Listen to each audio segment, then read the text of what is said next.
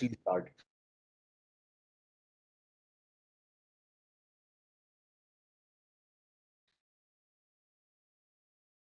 So we are live now.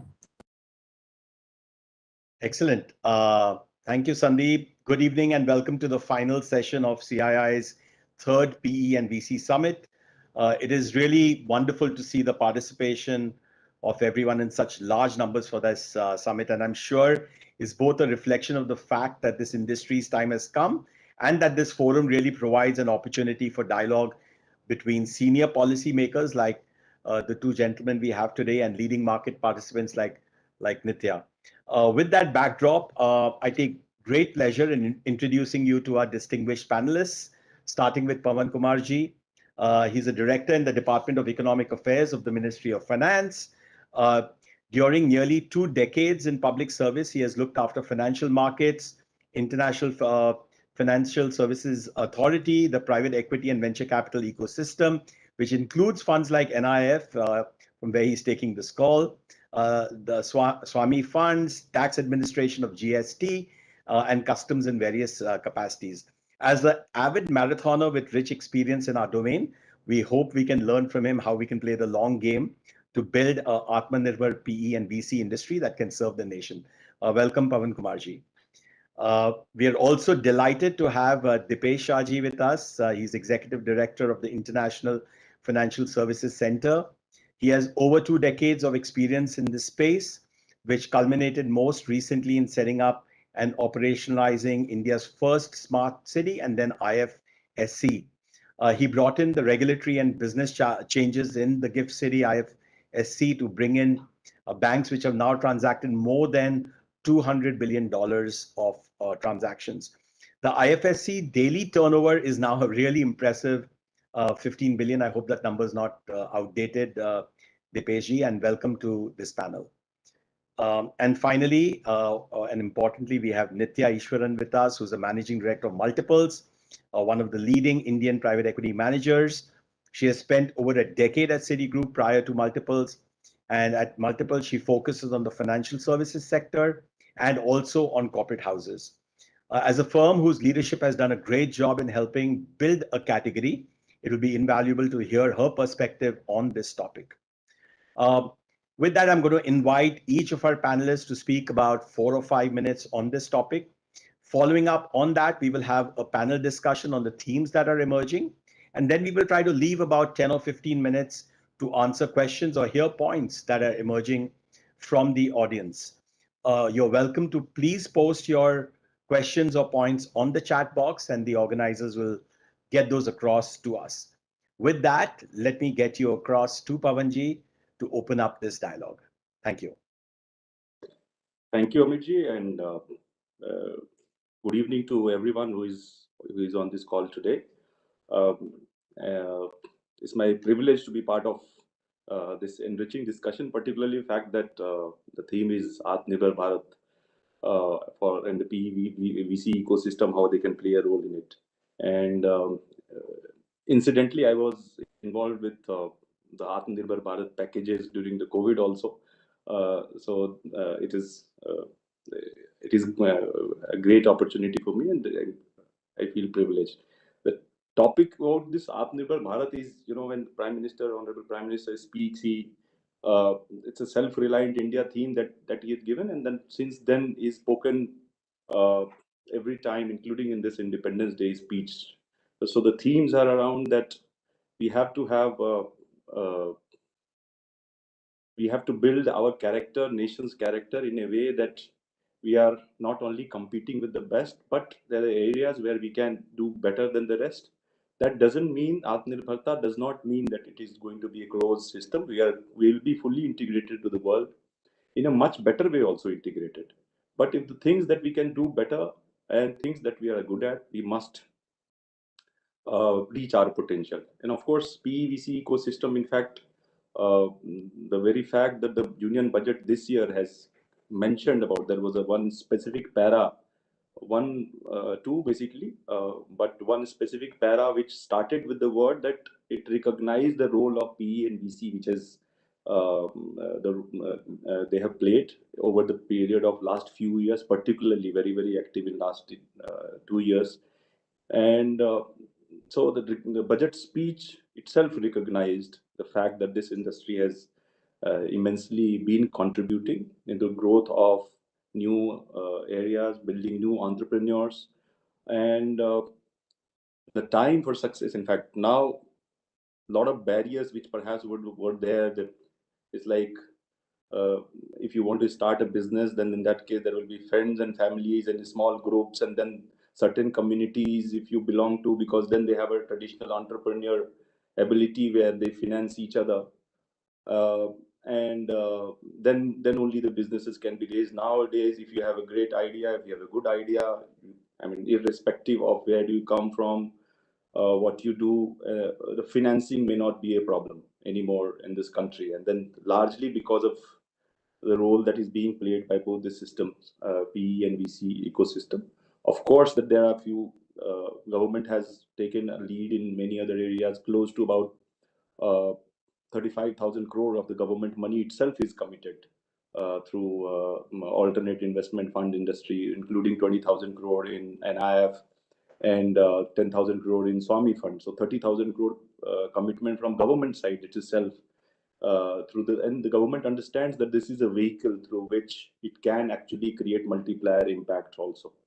So even that there was certain announcement in this budget about creating more focus on sunrise sectors, and supporting new areas where in next 20-25 years what we think that there is an opportunity, and where the government role as to provide a nudge sort of a support initially, which was done through SIDBI fund of funds or the Startup Seed India schemes.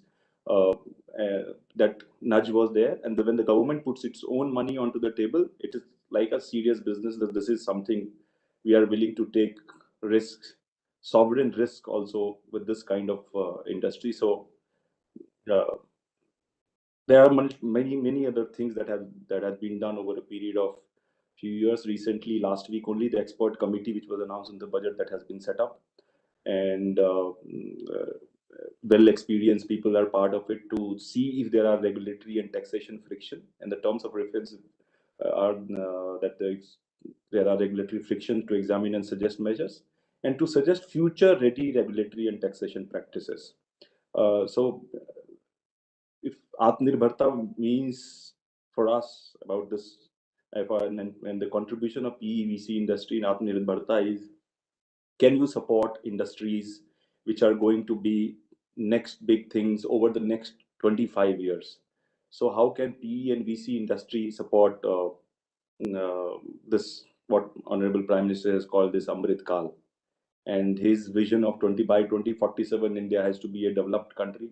For that, of course, this industry will have a lot of role to play. I'll stop at here, and thank you very much.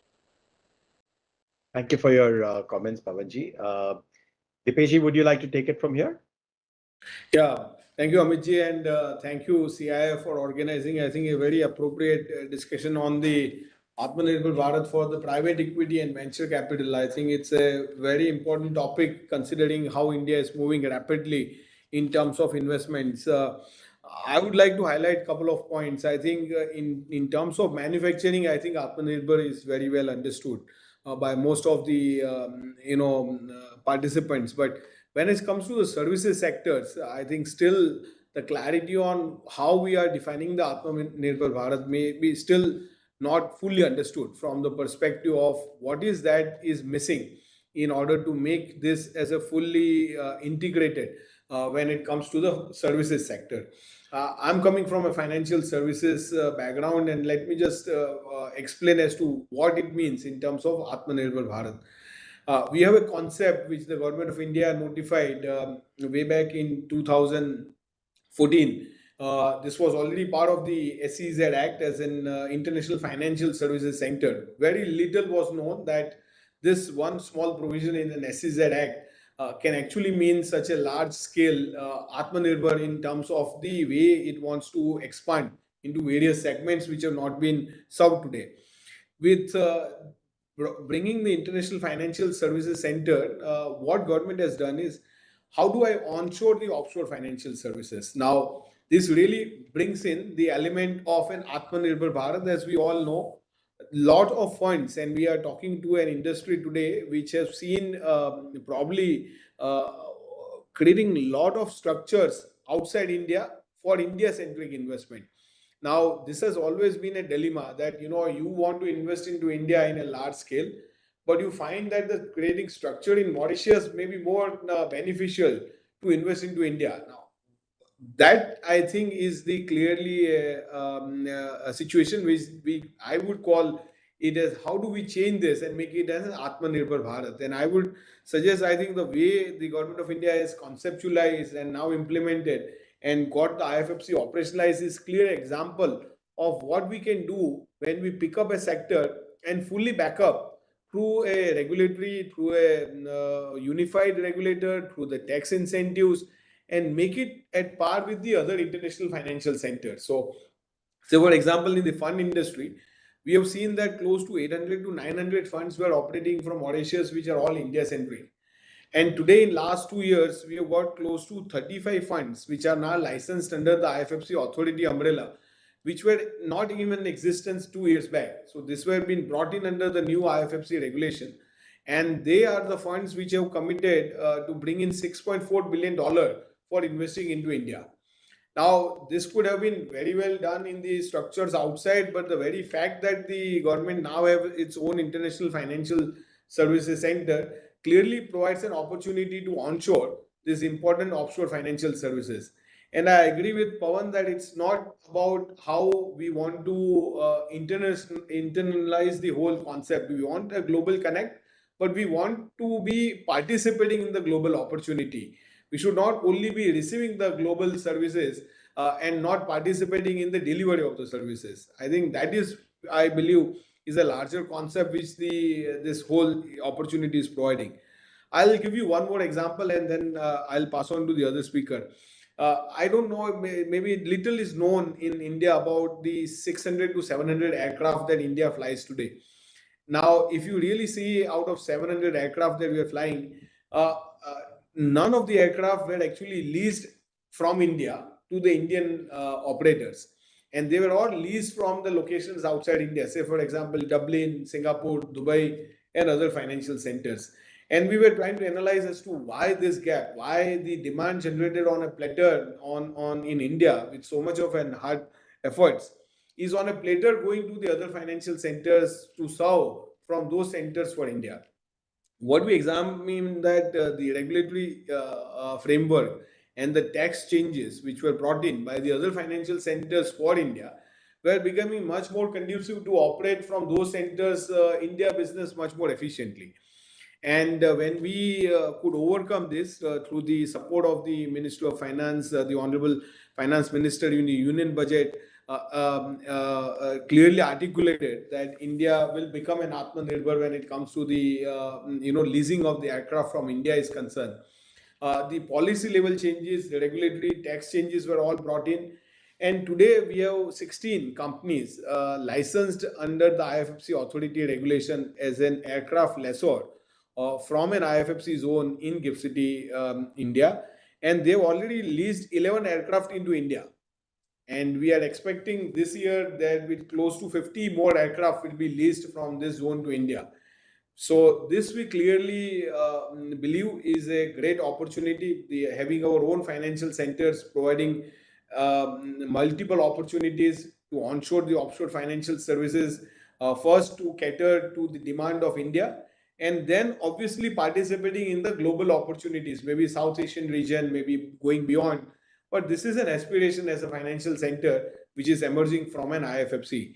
I am glad that these discussions are happening in the umbrella of private equity and venture capital, which is the industry where the IFFC is playing a major role. You just brought out a new fund management entity regulation, and it has become one of the most important talking point for the fund industry as to why do I need now a Mauritius structure, or why do I need a Singapore structure when I have my own financial center with a local cost advantage giving me the same opportunity and participate in the India growth story. I'll stop here, but I clearly believe that the government has taken very important steps to make sure that in services also we become an Atmanirbhar. Thank you, Dipeshji. You made some really thoughtful points, and I'm going to try to cover them in the panel discussion. But for now, let me move to Nitya. Nitya is someone who has been trying to have been in the process of building a entity which actually represents part of this movement. What are your perspectives on this issue?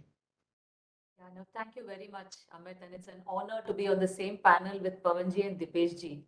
As you rightly said, and I'll take up on that point, we have the happy thing that we have seen in multiples, just as an example, as a case study, is out of that $2 billion which we have been able to deploy, 25% of that money is from India, from Indian investors, which is fantastic.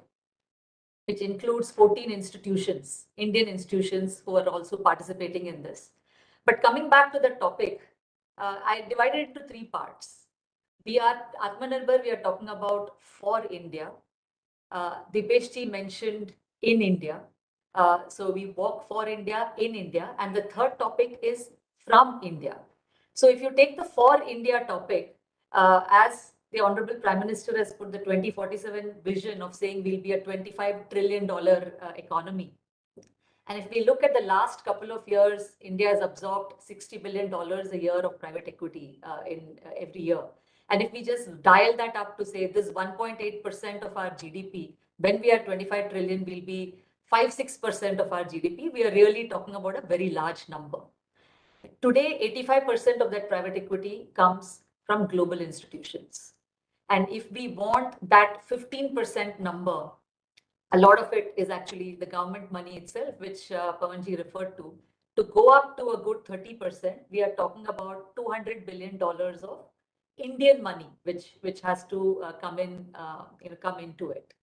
So the in India is IFSC has done fantastic, the regulation and the implementation of that has been absolutely stunning. Along with the AIF regulations, it has helped even us move from Mauritius to AIF, and now in our next fund to IFSC, which is a great thing to be in India. And finally, from India, the Indian capital itself. And I kept thinking before coming to this panel to say, why is it important? And what is the case study that we have? Our Indian capital markets are a great case study. Last 36 months, 3 lakh crores of money has been put into our Indian capital markets by Indian domestic institutions, and an equivalent sum has been taken out by FIIs. So the very fact that we have stable capital markets is because we have wonderful domestic institutions there who are channeling Indian money into it. And the same will happen on the private side itself. And we have seen for innovation and for younger companies, and we speak a lot about Startup India, but the startups are now growing up and they need to be funded through their growth stage and as they become larger companies as well. And we do know that getting capital market money is becoming tougher and tougher. In 2014, the average issue size in Indian markets was about 300-400 crores. You could raise money, you could do an IPO. In 2021, that is 2,000 crores. And the bar is going to get higher and higher. So a lot of India is going to be funded by private capital. So the why we need to have Atmanirbhar PE&VC industry, I think the case is very, very clear. Now, there are 2 or 3 things, and we are very delighted that the expert committee has been constituted a few days back. So we really have great hopes, from that. And Pawanji was right in saying that the very fact that the budget mentioned it showed recognition of this industry coming of age. And we do hope that, right now the PE&VC industry has to look to various regulations. Whether it's in RBI or it's in SEBI or the takeover code or CCI and so many different things, and we are borrowing from things which was probably not being made for the industry. So we do hope the expert committee comes up, recognizes this as a large professional capital, as different from promoters, as different from other capital which is there, and comes up with regulations which are suited specifically for this industry. That will do a lot of ease of doing business and making those investments and exiting them for the PE/VC industry. I think the second part is really channelizing more Indian money. I mean, Indian money is coming from Indian institutions. So we do need to see a lot more pension and insurance money, coming into this. I know regulatory changes have been made recently, so that's a good start. But it's still a very minuscule portion. And there have been various discussions on saying our institutions don't have yet the experience of investing directly into private equity. So what could be done to help that? Fund of funds, something that like NIF has set up, is a great idea. And can we have more fund of funds, which bring together this concept of blended finance, the government itself and then the multiplier effect? But can we have more fund of funds set up? We have SIDBI, but they are a little bit constrained by their charter itself, which is to small industries, and our startups are also growing up. So we need to have many more agencies like that. And I would finally say that this risk capital is going to fund a lot of companies, and I made the case for that. We still have a differential taxation on this risk capital as compared to capital markets. A lot more of this money is going to spur the growth of India. And hence, I think a very good case is there to allow, even regime for this risk capital itself. Why should it be? And I know there is a worry from the government end on saying that it could result in a lot more different kind of people taking advantage as well. But since we now have an IFSC regulation, AIF regulation, anybody who's regulated and governed by these could be offered this ability to put in risk capital and kind of earn returns. So with that, I will stop and hand it back to you, Amit. Thank you, Nitya. Those were wonderful comments. And as I make my comments before we open up the panel discussion, I hope people will forgive me for not thinking that I fixed this match with Nitya, because many of my comments are going to be very similar. Before I became a PE professional, I had the privilege of running one of the leading investment banks in the country, DSP Merrill Lynch. I was there for nearly 15 years. And over the 90s and early 2000s, I actually saw what a critical role FIIs played in our market development, and also, as Nitya pointed out, providing growth capital, even in small sizes for Indian companies. However, the flip of this was, it was obvious to all of us who were involved in this journey to see what kind of dependence we really built on them. External macro would often land up driving our local markets. And I think very importantly, a point I wanted to make in addition to what Nitya made, a very large part of our wealth creation actually post-liberalization got exported overseas. And many of us felt over the years that there was an acute need to find ways to actually strengthen the domestic mutual fund industry as a counterbalance to all of this, and finding ways to have much greater retail participation, as a way of maturity of India. Now, dial forward to the last decade, we've seen obviously the most incredible boom in the domestic mutual fund industry.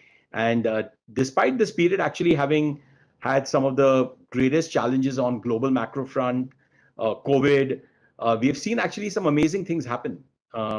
Domestic AUM during this period has actually gone up in 2007 to today by 8x, 8 times, while markets are up just 3 times. So retail participation via domestic entities has just gone through the roof. So as a consequence of this, actually, when you step back and think about it, huge amount of wealth has actually got created in India for the first time for Indians. And I think we should not lose sight of that. And importantly, again, as Nitya pointed out, during this period of time, there have been number of times, global financial crisis, the last year, when huge amount of wealth has actually been pulled out by investors for nothing to do with India. And we've actually withstood all those shocks. Imagine if the domestic mutual fund industry had not got created, we would have had actually mayhem in our capital markets, and probably also on the macro front, dealing with the rupee, etc. So, why is all this relevant to our topic today? Because over the last decade, actually a close parallel is actually our own industry, the PE and VC industry. We've invested 250 billion in the last decade, and this number has only been increasing at a rapid pace over the last 3-4 years. However, only about single-digit percentage of this number is represented by domestic capital. In the last few years, it's increased, as Nitya pointed out, to about 15%. But PE as a asset class, I mean, this should not be the case. The asset class has actually created a lot of wealth for all the international investors. The domestic managers have equally done very well. If you look at their track record, they've actually created a lot of wealth. So if you think of the parallel to what happened in the domestic mutual fund industry, we have the same opportunity here. And again, during this period, long capital in India, the need for that has actually exploded. And we have seen how entrepreneurship has got spurred enormously by venture capital. So today, if you step back and think of it, PE as an asset class provides long capital for entrepreneurs. On the flip side, we have this wealth creation opportunity, which is truly unique, and not enough of it is being captured by Indians.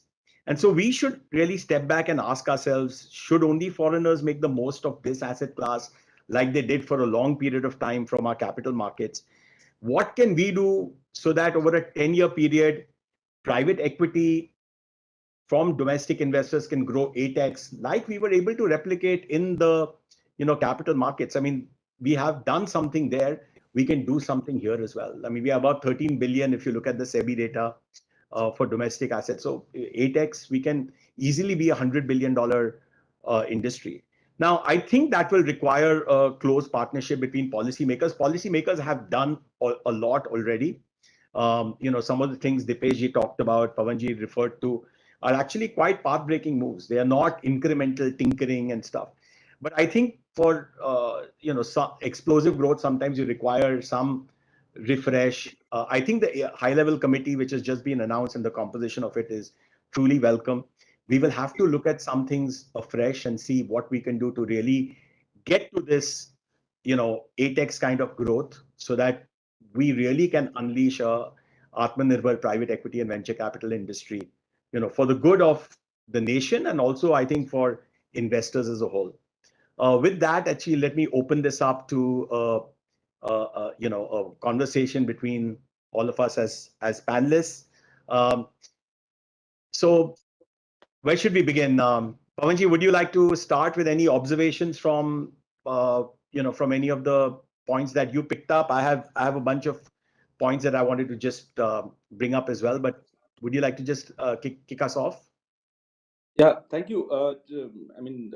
Thanks to Dipesh ji, he's brought a lot of things about the IFSCA, and that particularly this new fund management regulation that he spoke about. That is something we expect that large number of funds will be set up over a period of time. There are changes which are happening very recently, that ODI rules we have notified, which sort of for outward domestic investments also. So a lot of Indians' money can also actually go there in IFSCA in various forms. Before that, one part about this domestic institutions, not enough domestic investors. And to your point, that is, just wanted to add something that yes, we've recognized that this is one of the very important aspects. And typically, the same way story that you said, that first the foreign institutional investors generate return, then the domestic institutional investors come in, and then there you will see a side of a normal big net worth individuals also participating. Perhaps recognizing this domestic institution, last year again I was part of the committee, which I was a convener of the group, to suggest some of the measures through which this came out, wherein we allowed EPFO to invest 5% in alternate investment funds. And not only EPFO, because a lot of these pension funds, superannuation funds, which follow the government pattern, and that large pool of assets are also lying there, and then they have a huge capacity to also invest. They are also they follow them, and then so basically a large group of domestic institutional investors has opened. We may have a voiced view that 5% is not enough. but still, that when we are talking about the 5% of the size of, say, for example, EPFO, which is 17 lakh crore, that is not small. And year on year, our own, we sometimes people talk of Canadian pension funds with $300 billion size. Our pension, our EPFO and is growing something about 15-17%. And I'm sure that across all many other exempted trusts that follow the pattern. LIC is already a significant player. They are participating in various alternate investment funds. We have the way, in fact, there is of course sovereign-backed NIF, but another sovereign-linked, if you say SBI venture capital has really grown leaps and bounds over a period of 2-3 years. Now they have significantly launched many funds. So size of that, in fact, a lot of these domestic institutional investors like to have a comfort where, in say, for example, getting banks and institutional investors to first include them and exposure wise. Of course, the kind of the risk that they come from, it is sometimes justified also that they would like to see a scale up over a period of time. So we'll have to create products, IFSCA being one of them, obviously one of the good products, and then some fund managers of scale in India. And as Nitya ji from Multiples, she's one of the few domestic backed domestic fund managers of that scale. So sometimes the issue is about the IPs now, IPs being owned outside, and sometimes a lot of this flipping and tax issues and everything emerges, and then you realize that by design itself, the fund manager is not Indian fund manager. That sometimes very difficult to, because the Indian owned and operated company it can't become. In fact, a lot of new investment deals are in India. They want to do a lot of things, a lot of investment, but sometimes they realize that there is not enough Indian owned and controlled fund managers who can actually take stakes. And so basically what I'm trying to say is that we need to have a entire spread. So we should have already we have a IFSC, we have a single regulator. As Nitya ji sometimes mentioned, that there are multiple regulations from RBI, from SEBI and all others, because we have many regulators, and then India cannot become Singapore. So that is why we have created a IFSCA, where there is a unified regulator. And so fund management regime is also different. So from our side, we're trying to see that entire set of activities get covered. Yeah. And the focus.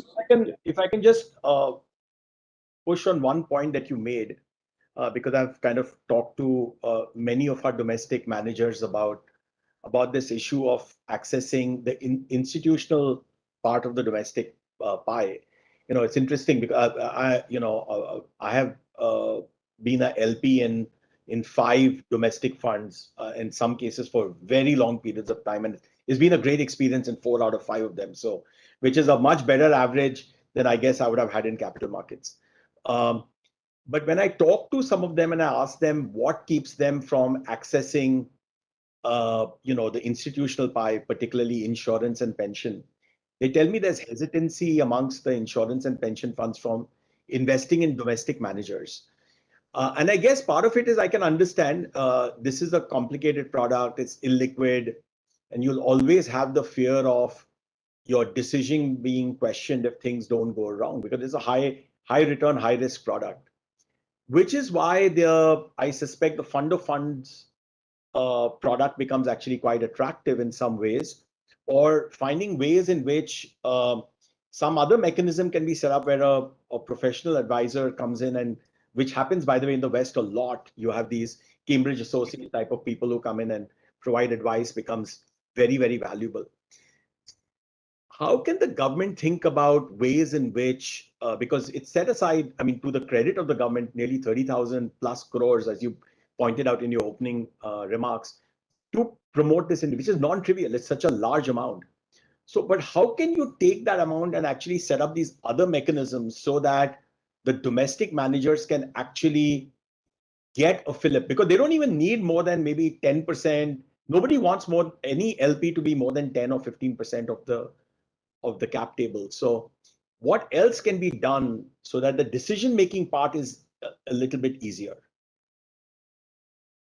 Thank you. A very, very important question. In fact, one of this, when the committee that I referred, where there are actually two things which were announced. One, which came out of that committee. One is that this 5%. Second was to allow insurance companies to invest in fund of funds, and that IRDA allowed last year. So these two things emerged out of that committee, and other than that, there which was recognized that there is a significant capacity building also needed in some of these institutions, and that is most important part in terms of capacity building. Suddenly expect them to learn something new, because what happens is your datas are also sometimes, because the growth has come in 3 to 4 years. So if you go and ask someone to invest in one of the fund managers, they will tell you, show me the exits, show me the returns that you have made generated over a period of last 10 years or last 15 years. And unfortunately, if you put everything on a spreadsheet, then in that case, you'll realize that there will be, because in some cases in infrastructure, if it is that most of the fund managers have not made money in the last decade or so, there will be certain sectors where right now valuation, you can always get a counter question. Say, see, PE's valuation, some of the companies that you see that the PE valuation is this much. When it get listed, then only you discover the price. So price is, so basically there will be counter questions which will also be coming, and fairly so, rightly so. So in terms of their own capacity to actually generate an interest, maybe sometimes this has to grow, and perhaps we've been suggesting to these pension funds and insurance companies also, so maybe explore opportunity where you learn from other big LPs. Now most of them are having offices. The very fact that every single time now, I think in few days time, another Canadian pension fund is opening its office in India, presence in India. So Ontario teachers, so in the form of the permanent office. So basically now more and more institutional capital is coming, but the capacity building is something. So the industry also on its own maybe maybe take little interest and perhaps reach out to them and generate a capacity, because if you don't understand something, it is always easy to dismiss it, because otherwise you will have to understand it. So the capacity building is very, very significant aspect. Agreed. Dipesh, if I could just turn to you, you made a compelling case for, making sure that the fund domiciles ultimately move from these, tax havens to IFSC. Now, a lot of that obviously is very well suited to the domestic managers. But it seems to me that there's ultimately, because you also made another very interesting point, that ultimately there's an opportunity for India to emerge as a location where not just India is served, but potentially other parts of the region also served, which I do fully agree with, by the way, because today it seems like Singapore is the only option. And particularly after what's happening in Hong Kong. So I wanted to ask you that, we still hear of cases where, the international firms who have offices here, you find, professionals wanting to move to Singapore, London, for a variety of reasons. How can IFSC actually be an interesting location? Because even that in some ways can help, this vision for the topic that we are talking about. So how can IFSC be actually an interesting location for some of the global firms who have offices in places largely in Mumbai and some cases Bangalore? I completely take your point. I think when you really examine the definition of a financial center, actually it is clubbed with a city. It's very deceptive that we examine a center on a standalone basis. The center normally gets examined in the way of the city in which it operates, and that is globally true. While London emerged as a hub for financial services because of the way the London as a city operates, and Singapore as a city today offers some compelling reasons for professionals to be in that part of the country. But I think in India, as we have seen in the last 3 to 5 years, I think I do believe that India is really getting into some of the global nuances in terms of providing work-life balance, providing the quality of life, making sure that the cost advantage really is something which helps them to be part of the ecosystem. And at the end of the day, I think if you are investing into India and you are an India-centric fund, it does not make any sense for sitting in an expensive center to do India business. So I think what you are asking has a different layers. If I really unfold the layer one, which is only sitting, say, having a shell company in Mauritius or having a small presence in Singapore, I don't foresee that as a challenge because they would have a much better substance from an income tax perspective, much better structure from a regulatory perspective, and a similar tax treatment or better in terms of some of the investments they're doing. So that's a compelling case for them to move in easily. But I think there is a second segment which you are talking in terms of much more skilled manpower, which is sitting in certain financial centers doing complex, maybe derivative and other transactions, and which, how do you ensure that you have an environment to bring those onshore also from those cities? I think here it's not going to be overnight, as we always referred. Rome was never built in a day. I think it really takes time to build a city and a center and bring it to a reputational index right at the top. But I think what is very encouraging is the recent Global Financial Center Index, which is mapping close to more than 100 centers globally.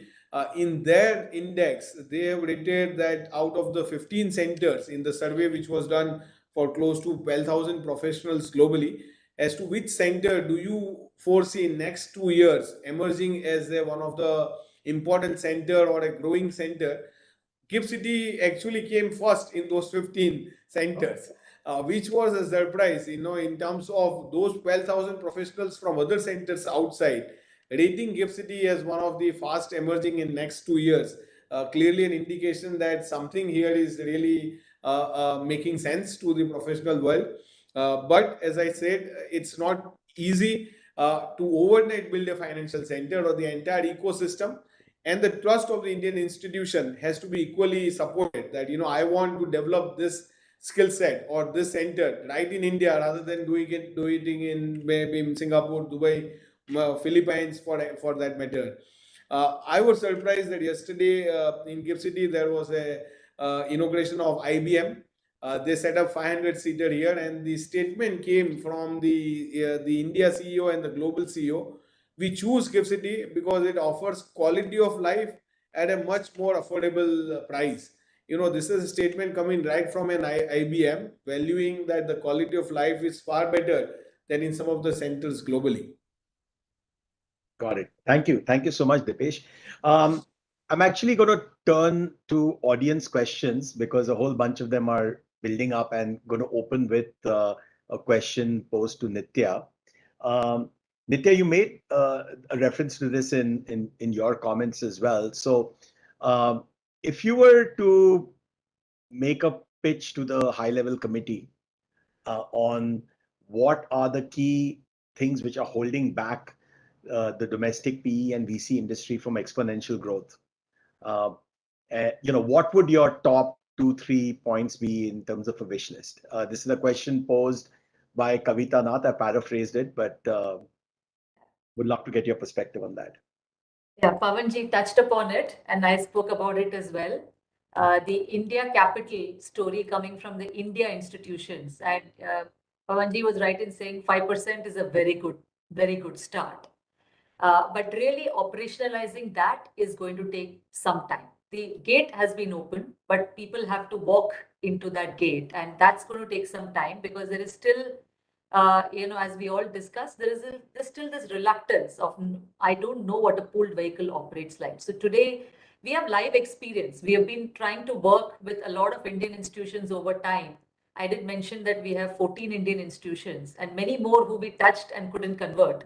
And some of the issues have been around, in saying I need special control clauses in the agreement, because that's typically how debt worked, probably when you lent. And in a pooled vehicle, it kind of becomes difficult to put special control clauses because there are other investors as well. So some of that I see as more maturing and understanding of that. And I think this, Amit, you mentioned the fund of funds route as a good way to get that started. And we do see even larger institutions like CPPIB and CDPQ having specific asset management teams. Now, it may be too expensive to set up a specific asset management team for PE/VC within each of the institutions, and hence a fund of funds kind of satisfies that expertise being built. We have one great example, two great examples, I would say, NIF and SIDBI, which are there, but we could have a lot more. And if under this, through that, if people are able to, slowly taste this product and kind of understand it, then over a period of time, as this industry grows, we would have more capacity within the institutions themselves. So we've opened the gate. We need to operationalize it. I would put that as the biggest thing. We've had some very good moves. I mean, now moving to the HNI side, right? There's a lot of Indian wealth in family offices, which is channelizing itself back. And I do see some great moves. First of all, the whole SEBI regulation on the PPMs and making them more transparent, and also this whole benchmarking, which was done by CRISIL, and in 2021 has kind of helped people to benchmark. A lot more can be done. That was, I would say, we just scratched the surface. In fact, we were vying for more comparable data, because now we are putting VCP and all asset classes in one, in one pot and generating a comparison, but good for a start. Lot more to be done on generating more knowledge. You referred to, Amit, about Cambridge Associates and so on, and some of these information providers also. If our Indian CRISIL, ICRA, others can work with some of these and generate some more knowledge and data, I would put those as really making it work. That 5% to come, it would be a very large number if we are able to make that come into the markets. Operationalizing is what I would put it. Yeah, thanks, Nitya. Anuradha Joshi has a question: if Atmanirbhar funds are invested globally, which I assume she means if domestic investors are allowed to invest globally in this asset class, will foreign investment regulation, what will be the foreign investment regulation implications for individual investors? I'm sure there are already a bunch of regulations which kick into place, because under the $250,000 limit for every year for investors in international remittance, I guess this will have to be covered probably under that, and only for applicable securities. My own view, I mean, I'm not a policymaker. We've got two policymakers here. My own view is that I think as for our policymakers, it makes much more sense if we are going to encourage people to invest long in an asset class, we should first do that locally rather than overseas.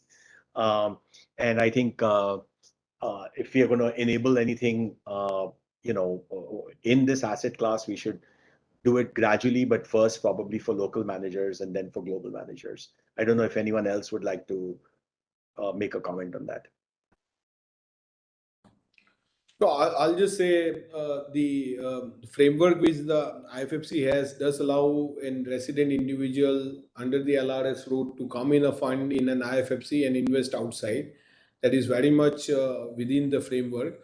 And to the point that investing into India, obviously everybody tries to structure their investments, but you are right, so much of investment opportunities in India are emerging that the whole globe is trying to see how do I invest much more efficiently into Indian ecosystem. So while the regulations and the framework does allow both the flows, we are witnessing much larger flows to invest into India rather than money going outside. Dipesh, can you just clarify on that one point? When Indian investors can come in via the framework that you have enabled, is there an annual limit for that that they are governed by? Yes, so under the LRS, 250,000 per individual per family is the same. Understood. Thank you for clarifying that. Danish has a question. What is the current size of the Indian PE/VC industry with respect to the international PE/VC industry operating in India? And can you please share the names of some of the domestic players? I guess Danish means the leading, probably is asking for the leading players. I think I referred to a little bit of this in my comments. I think cumulatively about 250 billion, maybe a little bit more, has got invested. Annually, about 50 billion is getting invested every year. So this number is actually growing quite rapidly. I think this year we potentially could touch 50 billion again. Last month has been a little slow. So this number is growing really quickly. And as per SEBI data, I think the domestic AUM is about 13 billion. So if you really look at the percentage, it's we are about 5% is the size of the domestic industry, but that number has grown very rapidly over the last few years, and that's the point I think Nitya was making earlier on. That's more like double digit in the last couple of years, low double digits. So it's catching up, but still it'll take a long time for it to get meaningful, and that's the opportunity for us. I don't want to pick on any specific players, but many players now have been around for a long period of time and have actually got seasoned. They're on, fund 3 and 4. I mean, Nitya represents one. There's Motilal Oswal. There's, Kedara, TVS, and and on the angel side as well, there are now many funds who are on their second and third fund. So the good news is at least this is not an industry where one is taking venture bets in PE and VC funds. You can actually look at real track records. Unlike the time when many of us were trying to encourage the industry and we were actually making venture bets when the industry actually started off, 10, 15 years ago. So, there is a real opportunity to go out and back these funds if folks are actually interested. I don't know if anyone would like to add anything to that. And by the way, there's also a growing category of alternatives, i.e. other than pure private equity. There you can now invest in real estate. There's venture debt and interesting categories that are emerging. So which is really, in my mind, the coming of age of this industry. We have one question which we could probably do as a poll. It's a question posed by Deepak Kapoor. How long do you think India will take to have a robust PE and VC industry? And if by robust, I would probably say the amount being raised is double digit as opposed to the current single digit numbers. We can get to 100 billion AUM as opposed to the 13 billion. So let me go. Nitya, maybe start with you. How many years do you think this takes? 5. I'll go with 5. Optimist. 13 to go to 100. Dipesh, how long do you think it takes? I would say if we talk of whether do we have a platform for them, it is there for people to explore. It is up to the PE industry as to how fast they want to scale up. Great. Pawanji, last word to you. Yeah, it depends upon what is, if you include IFSC, that is in India, within the definition of India, that means I think it is perhaps much earlier. If you are just saying about the domestic territory, because both the markets will be different. IFSC will be dollar denominated. In India, there will be issues around exchange rate risk and all other things. And when somebody comes in this, and the domestic institution, perhaps maybe 5 to 7 is something else. I would hope that it is within that period it comes of its size and scale.